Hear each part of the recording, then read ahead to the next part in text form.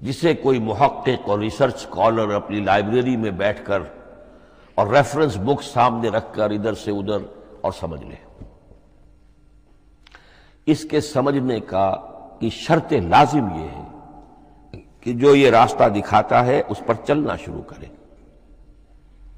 ایک ایک قدم کے بعد قرآنی حقائق مزید منکشف ہوں گے اور مزید منکشف ہوں گے اور مزید منکشف ہوں گے۔